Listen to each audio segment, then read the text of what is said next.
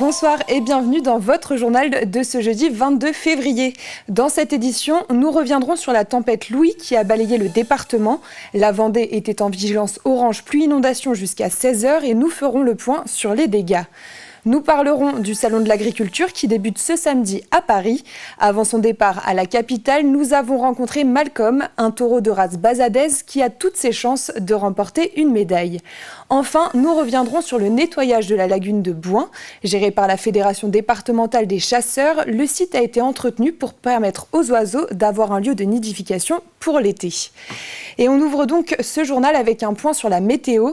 Depuis ce jeudi minuit, le département était placé en vigilance orange pour pluie-inondation et les vents se sont renforcés cet après-midi. Débordements de cours d'eau, plusieurs dizaines d'inondations de maisons, coupures d'électricité. Les pompiers sont intervenus près de 65 fois pour cette vigilance, notamment pour des chutes d'arbres. Et on fait le point avec vous, Caroline Tronche. Bonsoir, oui, effectivement, Julie, ça n'aura échappé à personne. Ce jeudi aura été vraiment décoiffant. Il a d'abord plu, beaucoup plu, un petit peu partout en Vendée, des cumuls de 30 à 50 mm, voire 60 mm par endroit. Résultat, Lyon est sorti de son lit, la Vendée aussi dans le sud du département. La Sèvre niortaise devrait quant à elle gonfler jusqu'à demain. Vous avez ici des images de nos journalistes, Mathis Pires et Grégoire de Châtillon, tournés en milieu de journée dans le Marais breton, vers la Garnache, Bois de Séné, des images d'Apremont également, ainsi qu'entre Mouilleron-le-Captif et Venanceau. Et puis du vent qui s'est renforcé en début d'après-midi. Ce fut le plus fort d'ailleurs de cette fameuse tempête Louis qui a littéralement balayé la Vendée d'ouest en est. Nous ne sommes pas le département le plus touché. Les services de météo ciel ont par exemple relevé 135 km/h en Loire-Atlantique du côté de Saint-Nazaire. En Vendée, il y a eu des rafales de 125 qui ont été relevées du côté de Luçon, de Sainte-Gemme-la-Plaine, quasiment comme au sommet de la Tour Eiffel d'ailleurs pour la petite anecdote, puisqu'il a soufflé jusqu'à 124 km/h aujourd'hui au sommet de la Tour Eiffel. 122, ça c'est du côté de Noirmoutier, ou encore 113 km/h à La Roche-sur-Yon. Vous avez en image ici un petit échantillon de ce que les Vendéens ont posté sur les réseaux sociaux ces dernières heures. Alors en cette fin de journée, ce que l'on peut dire, c'est que la prudence reste de mise, même si nous ne sommes plus en vigilance orange Météo France. La pluie va continuer jusqu'à dimanche. On en reparlera dans les prochains bulletins sur TV Vendée. Et plusieurs axes routiers sont encore interdits ou difficilement praticables, comme le montre cette carte mise à jour il y a quelques minutes par le conseil départemental. Des arbres sont tombés à Roche-Trejoux, à la Domangère aussi, à proximité du golfe de Némy. Des routes sont inondées entre Mouchamp et Sainte-Cécile, ou encore à Venanceau, c'est ce qu'on voyait tout à l'heure sur les images. Bref, impossible de tout lister. Le meilleur conseil qu'on peut vous donner ce soir, c'est de rester informé en allant sur les réseaux sociaux du conseil départemental, ou en étant au rendez-vous demain matin à 7h en direct dans la matinale de TV Vendée. Exactement, merci beaucoup Caroline. On passe à un tout autre sujet. Le Salon de l'Agriculture commence ce samedi à Paris et à J-2 du lancement du salon, les agriculteurs vendéens prennent la route pour la capitale avec leurs bêtes. Malcolm, ce taureau de race bazadaise, va tenter d'obtenir une médaille à Paris. Nous sommes allés le voir avant son départ dans l'exploitation d'Anthony et Freddy Lardière, deux frères éleveurs à Chavagne-en-Paillé. Reportage de Grégoire de Châtillon. Pas de doute, c'est bien un taureau, un sacré gaillard, avec un poids de 1100 kg à la robe couleur charbon. Malcolm, c'est son nom, à 8 ans, ce taureau de race bazadaise est bichonné au liquide vaisselle avant son départ pour Paris ce jeudi. Là, on fait un pré-nettoyage parce qu'ensuite, dans les transports, il va se ressalir. Là, on fait un pré-nettoyage pour l'habituer à être nettoyé aussi. Et on le finira donc une fois arrivé, descendu du camion à Paris. C'est le deuxième séjour de Malcolm à Paris pour le Salon de l'Agriculture.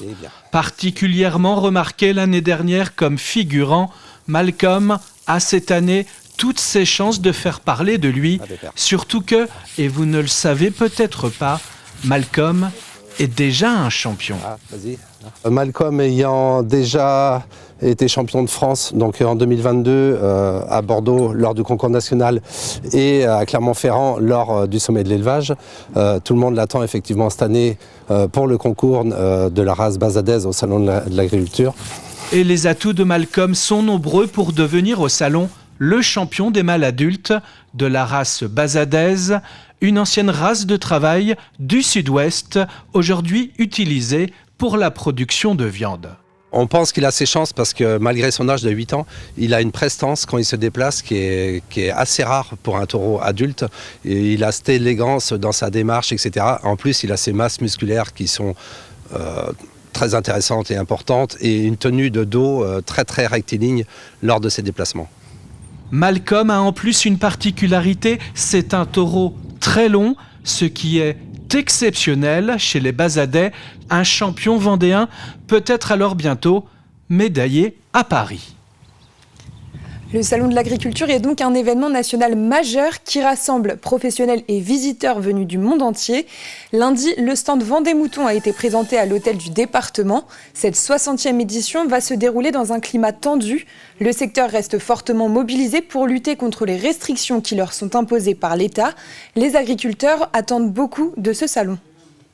Forcément, cette année, ça sera très particulier. Puisqu'en fait on est dans un mouvement quand même agricole qui est très fort, donc, qui nous rappelle d'ailleurs les grands mouvements autour de la PAC de 92. On n'est pas sur une manifestation, on va dire, traditionnelle. Là, on est sur du changement de logiciel. Il faut vraiment retourner la table sur un certain nombre de sujets.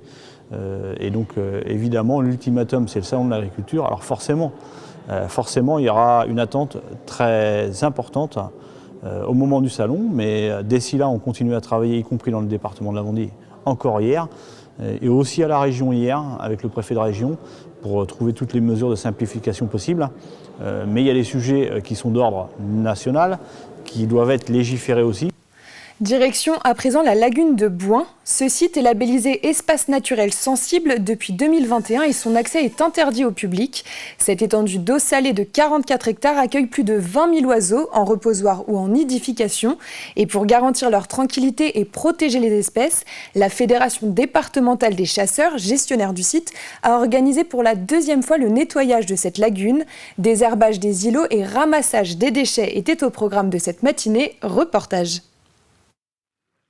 Habituellement, il n'y a personne sur la lagune de Bouin, mais cette vingtaine de bénévoles a investi les lieux pour la bonne cause. On fait l'entretien annuel, on va dire, de l'espace naturel sensible de la lagune de Bouin. On a commencé cette action l'année dernière sur constat que les îlots qui sont support des nids des oiseaux qui viennent se reproduire l'été sont envahis de végétation, ou en tout cas ne permettent plus d'accueillir aussi bien les oiseaux que c'était le cas avant. Cette étendue d'eau salée de 44 hectares accueille près de 20 000 oiseaux en reposoir. C'est un site historique pour leur reproduction.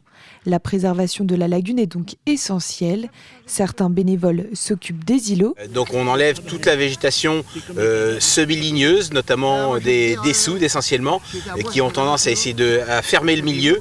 Et à partir du moment où le milieu est fermé, les îlots remplissent un petit peu moins leur fonction d'accueil pour la nidification des oiseaux. Plusieurs espèces d'oiseaux ont besoin d'un milieu dégagé et relativement rare en végétation pour pouvoir s'installer.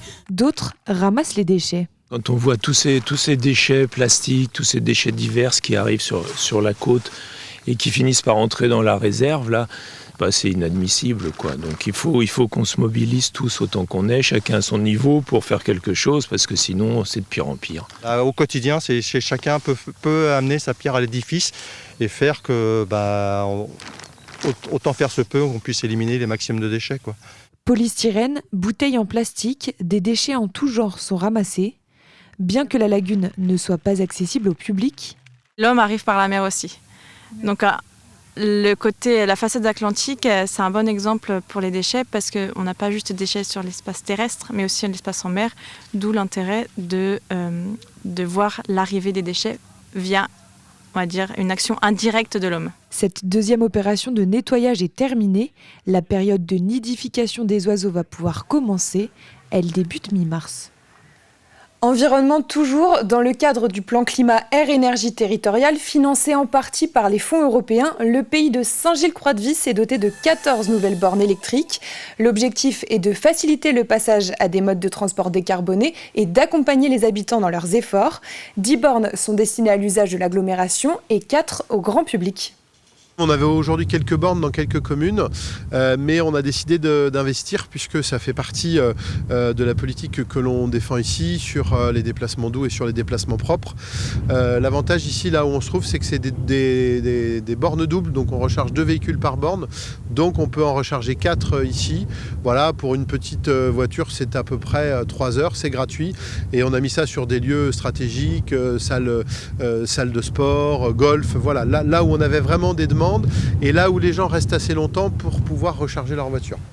Direction pour terminer le Poiré-sur-Vie où 17 logements sociaux viennent d'être livrés, 11 individuels et 6 collectifs.